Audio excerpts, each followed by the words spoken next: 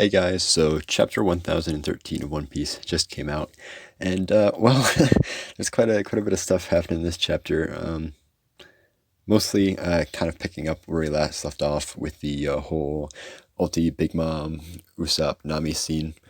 But we also get a little cutaway at the very end, which is probably is going to have the most implications going forward. But we'll see. Um, but yeah, like I said, the chapter picks up right where we left off. Ulti is on the ground after being shocked by Nami's some sort of attack. I don't think it was named actually, but it looked like her like Thunderland's tempo. Um, and Nami prepares for another attack.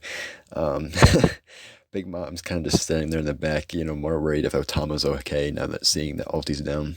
Um, but yeah, Nami launches a tornado tempo at Ulti, which she immediately dodges, gets right up in Nami's face, and goes for another headbutt. At which point we get a big attack from a Big Mom, a fusion attack between all her homies. Um, and during this attack, we get our first look at Hera, which is pretty much just it seems to be just another storm cloud, just like Zeus, but it has more of a obviously, it has like hair. We saw based on the last time we saw her that she has lips, much like a female would, and she is indeed a female, obviously implied by the name as well. Um, so she got a female homie now, named Hera, lightning based, just like Zeus, and obviously a bit more loyal, it seems. Um, and she launches a combined attack called Mazer Cannon, um, which is also apparently the ultimate weapon from the Godzilla series I've seen in the editor's note. Um, and that might not be exactly what it's called because, again, rough translations or scanlations or whatever, um, the name tends to change sometimes with the official. But I mean, it's a pretty cool attack, though. It kind of reminds me of like this one like attack in like Black Clover where Luck and a bunch of other people that did a combined attack in the tournament arc, where Luck has lightning magic, and they kind of made this this abomination that launched Luck forward like a bolt of lightning. And the same thing pretty much has happened here with Hera. She gets launched forward like a laser, pretty much right through Ulti. And it looks like it straight up just blasted a hole in her, an ace tier hole in Ulti right here. Whether or not that's actually the case is debatable because obviously we've seen with like uh, Nami's lightning attacks, for example, like for like the lightning tempos or the lightning lance tempos, like the lightning bolt goes straight through people. We saw that with Califa, and we saw that with Ulti, and it obviously doesn't leave a hole in their body. So it might be the same thing here. It might not actually leave a hole. It might just look like it, or Ulti may have legitimately just had a hole blasted in her. And it looks like from the angle, it looks like it might not be like just straight through her chest or her stomach. It might be like a bit to the side a bit. But that's still a pretty devastating. It would still be probably on par with like the wound that Katakuri inflicted on Luffy with his mole, um, at the very least. But yeah, that that most definitely takes Aldi out of the picture for the moment, which I was a little disappointed against because I assumed that we were just going to get that matchup between Nami and Alti and maybe cut away for a while, similar to how we have with a lot of the other matchups. Like we haven't seen Frankie and Sasuke in forever. We haven't seen um, Jinbei and Who's Who forever. We haven't seen Robin and Brooke versus Black Maria since that match was even set. Um, so yeah, I assumed the same thing was going to happen here, and it was going to generally be a Nami versus Alti fight. But no, we continued with the scene, and Alti got taken out just like page one, which I'm kind of disappointed again. Just kind of disappointed of, because I kind of did want to see that Usopp versus page one and Nami versus Alti, or possibly a 2v2. And we obviously did that get that briefly, but uh, Nami and Usopp lost that exchange. Um, so yeah, they may very well not be down for the count.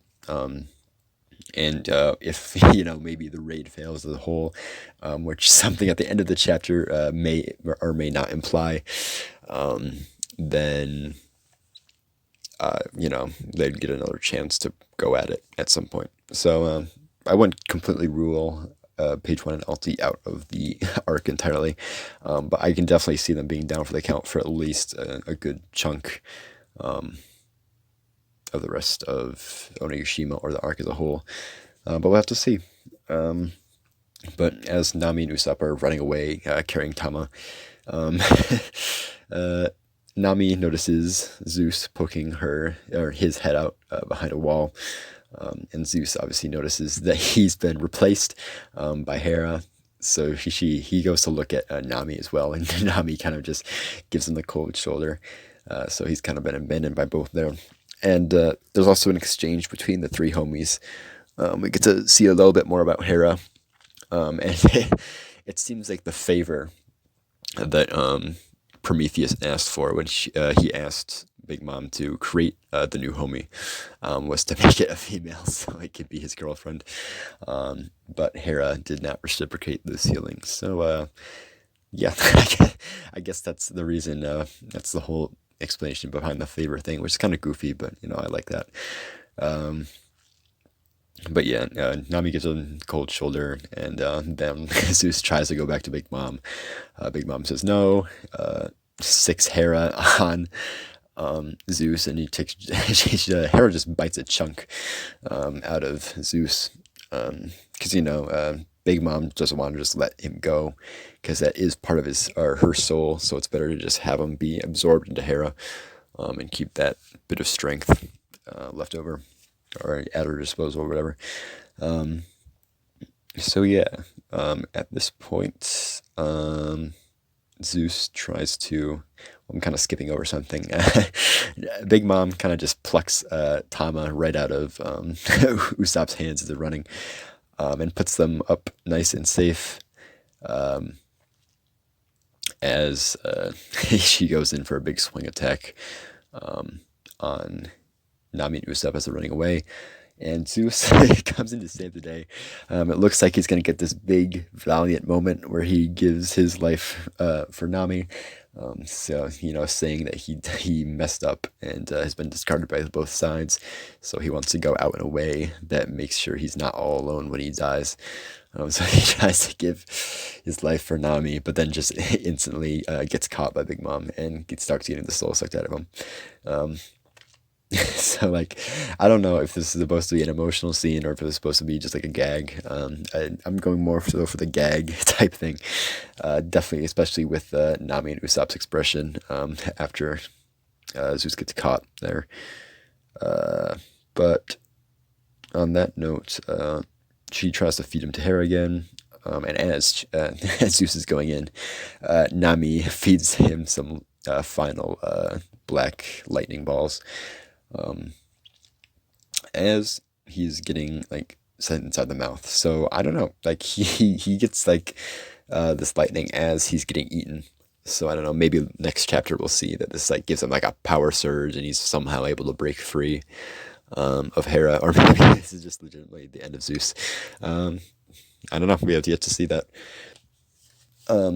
But with that being said, Big Mom once again charges up an attack on Nami and Usopp, at which point it is blocked by a giant metal hand, and back returns our beloved Captain Kidd, back finally reunited in this fight with Big Mom.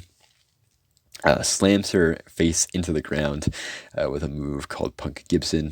Does not seem to phase Big Mom really at all. She kind of just shakes her head a bit and gets right back up. But yeah, it looks like Kidd has now taken her attention away from Nami and Usopp, for now at least. So yeah, it looks like Kidd versus Big Mom is going to probably be his extended matchup for this fight. Yeah, and obviously know from last chapter that Trafalgar Law was heading to Big Mom, or or at least he was trying to actively search out Big Mom, based off like I don't remember like where he heard the most noise or something. So yeah, I mean, Law and Kid versus Big Mom. I mean, I feel like that was gonna at least be able to hold her back for a bit, but given a different development, that might not be the case, because the final double page spread of the chapter, we see that Luffy has been knocked unconscious yet again, and has been sent falling off of Onigashima, much like Big Mom was not too long ago. But considering that he's been he told the others to let him have this little 1v1 here, not to worry about him. I don't think anyone's going to be coming to his rescue. At least right off the top of my head. Actually, there is one person I can think of, but I'll get to that later. Something I do want to touch on briefly first, though, is we get, before that big shot of Luffy falling off of Onigashima, we do get a little tidbit from Kaido. He's disappointed once again that someone was not able to step up to his level of strength. Because we obviously know Kaido was having fun in this fight. And as the strongest guy in the world, or whatever, the strongest creature in the world, he doesn't get a good fight that often. He's probably more used to things that happened at the start of Act 1, where Luffy just got one shot right off the bat. So Luffy finally getting Color of Conquerors, and being able to pretty much damage him more so than anybody else has been able to so far, and at a higher level than the Rio he was using before. He had high hopes for him, but no, it didn't work. So Kaido's kind of lamenting the fact that he won so easily, more so than anything, and even says that sending him off the side of the of the island was probably a mistake, and he should have kept his head as a trophy, which, as morbid as it seems, is also kind of a double, because he feels like unless he shows the rest of the raid, and the rest of the Straw Hats in particular, physical proof that Luffy is dead, he suspects that nobody will actually believe that he is dead, or that he lost the fight at the very least. I can't imagine he's dead. Yeah. Which, we've seen that pretty consistently. Even way back in Alabasta, when Crocodile told the others. Oh, actually, I don't know if it was Crocodile. At some point, somebody mentioned to the Straw Hats that that Luffy had been beaten. It might have been actually, I feel like it might have been Miss Merry Christmas and Mr. Four to Usopp and Chopper during their fight, and they're like, no way, they wouldn't lose. Or maybe I'm just wrong, and it was the entire Straw Hats like I initially thought. Either way, we've seen over and over again that the Straw Hats don't tend to believe that their captain's been beaten. And Kaido, with his reputation for destroying captains, will, and then integrating them into his crew, that's probably a pretty run-of-the-mill experience for him, having to go through like the subordinates that don't believe that their captain was defeated or whatever, something like that. But one particular phrase I kind of wanted to single out from Kaido's monologue is that he says, humans always cling to faith in a way they can't afford to abandon it, and that can be dangerous. And the particular word I want to kind of hone in on here is humans, because obviously, again, this is a unofficial translation, so I should take this with a bit of salt. But if he's calling these people humans, then maybe he's not a human himself. I don't know. Maybe that's the implication here. Obviously, we thought for a long time, or it was a pretty popular theory at the very least, that Kaido may have been born a dragon, and that he actually ate like a human fruit model Oni or something. and that's why like he's he's shown to be stronger in his like base form than his full dragon form, and at his absolute strongest when he's in his hybrid. So people thought maybe his Oni form is his base form, but then it got confirmed in the SBS that he actually does have a dragon fruit. It's not just um, it's not the other way around. So I mean, a lot of people kind of just put that thing to rest, and it's like, oh well, then you just must be human then. But I mean, this this line may suggest otherwise. I mean, maybe it's nothing too special. Like maybe he's like a fishman, for example. Like Jack ended up being a fishman, and he didn't look anything like a fishman at first glance. Um, so obviously, it can be harder to tell in some instances um, whether someone's a fishman or not. But if that's not the case, I'd be curious to see what race he actually is. Maybe he's like a hybrid between like a human ancient giant hybrid or something like that. Um, and for those like, questioning the logistics of how human and ancient giant would get at it, yeah, you do have to remember that Big Mom has a Tontata child, or a dwarf child, I should say, because the Tontatas are a tribe, not the actual name of the race. Um, so, so that's not impossible. Um, but yeah, just food for thought. Maybe he's human, maybe he's not. Maybe he's just like in a position similar to like the celestial dragons, where he just considers himself above normal humans, so he just refers to them as humans or something. But yeah, I might be reading way too much into that, especially since this is a rough translation. um, and it may not actually be the meaning in Japanese, or the intended meaning at the very least. Um, but yeah, Luffy's Luffy's going, man. He's sailing down he's sailing off the side of the mountain there, or the island there. Um, Two possibilities that I kind of thought of immediately. Probably the most likely I feel is Momonosuke saving him, because we already know he can fly. Um, and we also know from the last few chapters that he's been regularly checking up on him with his either voice of all things or observation hockey. Um, so I mean, if he senses suddenly that Luffy's kind of just like, oh, his voice is getting below us all of a sudden, maybe he'll go to his aid real quick. But we also saw that he was reading Odin's journal last we saw him, and that to me says he might be taken out of he might be idle for the moment, not exactly listening to that sort of thing. So that might be the case. Another possibility is that we might now be over mainland Wano. I mean, way back when Big Mom was falling off. I shouldn't say way back, because at this point it was only like 4 chapters ago, maybe. Um, but it feels like a long time. Back when Big Mom was falling off, people thought, "Oh, we saw Mount Fuji in the distance. That must mean we're already over Wano, and she'll just land on Wano or something." And it was shown that it was just open ocean, and we weren't over Wano yet. But time has passed since then, so maybe Luffy in this case will actually land on Wano, but maybe not. We will have to see. And if he does land on Wano, I'm curious how to see to get back in the fight. Maybe possibly bring Hiyori back into things, because assuming Hiyori isn't the silhouette that healed the scabbards that we still haven't seen yet, maybe Hiyori's still on mainland Wano, and Luffy will land near Hiyori, or Hiyori will find Luffy, and maybe somehow get him back in the fight or something.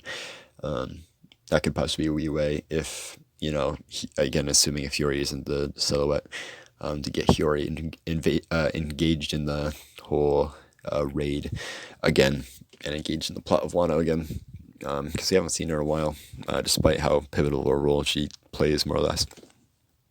So yeah, and if that does end up being the case, then that would more or less confirm that Toki was a silhouette, because at that point I really wouldn't know who else it could possibly be. But yeah, that being said, though, I think that it pretty much does it for me. I don't really know any way else that he could possibly get back up. I mean, maybe if he regains consciousness and goes into Gear 4, we know he can use Moonwalk in Gear 4. so he could probably fly back up there himself. But I don't know. We'll have to see. Uh, but yeah, with that being said, thank you all for watching, and see ya.